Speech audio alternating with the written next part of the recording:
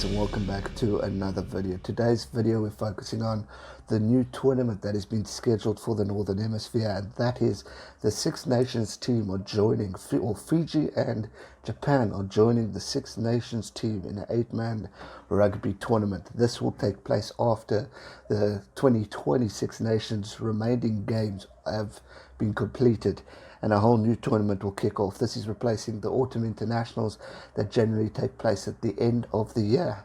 Fiji and Japan are joining the teams in what should be two groups of four. The first two groups are obviously going to be England, Ireland, Fiji and Wales. Then obviously the other team, Japan, joins Scotland, Italy and France in Group 2. No official dates have been announced as of yet as to when they will take place, but we all know it's going to be after the Six Nations tournament. Should be a very interesting tournament and a lot of excitement should happen. I'll be very curious to see how Japan and Fiji adjust to the conditions over in the north, how they go about playing their game. Will they make changes? Will they continue? Especially Fiji are known for an aggressive type of game. It's going to be interesting to see how these two teams adapt.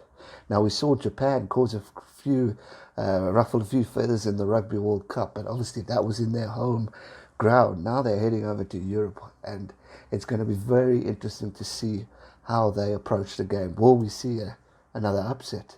Obviously, Ireland, Scotland, Japan, they have a little bit of a history since the past World Cup. So it's going to be interesting to see how these teams adapt to this new format or this new type of tournament. Look, it should be exciting. I do feel for Georgia. I think it's sad that they are missing out on this. They've been knocking on the Six Nations doors for many years now, showing their worth and showing how they've improved. But unfortunately for them, World Rugby have decided to leave them out of this one and give it to Fiji and Japan. We obviously know the voting went the way of Bull Beaumont for Fiji and Japan, so the promises are being kept that were clearly given to these two teams in order to win those all-important votes that went the way of Bull Beaumont. So one thing's for sure, it's going to be exciting, it's going to be intense, but I do think it's going to put Italy under a lot more pressure because they will need to prove a point. They will need to show that they are capable of beating these two teams. Now, if we look at it, you think on paper, Italy should be okay for Japan and should be okay for Fiji. But what we've seen from Japan recently has been quality rugby, and they've got to watch out. And I mean, if, let's say, out of this whole tournament, we see Italy the last of the lot again, does that raise more questions as to whether or not they should continue their role in the Six Nations because they haven't won a game in quite some time? It also gives them the opportunity to silence the critics.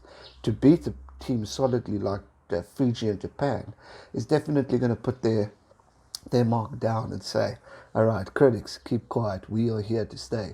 We are here to prove a point and show that we're worth or deserve an opportunity to be in the Six Nations.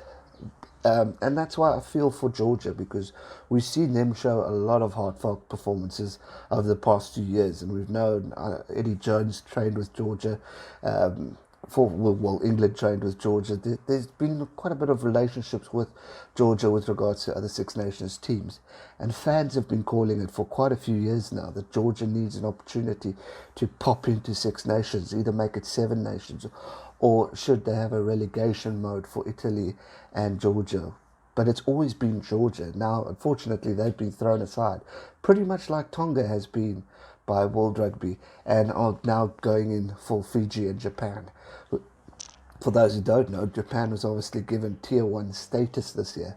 So a lot of things have been massive in the form of improving the game for Japan and for Fiji. And I mean, Fiji's been in quite a lot of controversy as well. But we said the other day they could be heading to Six Nations. There's opportunities that could be open here and thereabouts. So technically we're seeing these things happen for these two teams. And I'm happy for them because of the development of the game.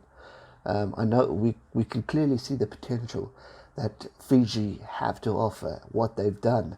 But they've also had some losses. Uruguay, ring any bells. Japan have definitely improved and I think deserve an opportunity. But I do feel for Georgia, and I think a lot of people will feel the same. I think they've been definitely done out by it because, to me, they've done enough and proved the tournament, or proved an opportunity to at least be included in a tournament like this that could test out the waters to see whether or not they should or shouldn't be in the tournament. But again, that's just my thoughts on this topic. I encourage you, or I definitely ask you guys, especially you guys in Europe, what are your takes on this? We all know your feelings towards the rumor talk of South Africa possibly joining, and how it should go about. Then, what's your thoughts on Fiji and Japan joining Europe? Is there a possibility for the Six Nations to indeed be expanded? Or are we going to just see, is this just an experiment? For me, if it's just an experiment, why not include Georgia? Because they definitely deserve to have an opportunity, at least at something in the Six Nations. But again, that's just my thoughts. Let me know yours in the comment section down below. That's going to do it for today's video, guys. I hope you enjoyed it. If you did, smash that thumbs up button, subscribe if you're new, and I'll see you real soon for another one. Stay safe and never give up. Cheers.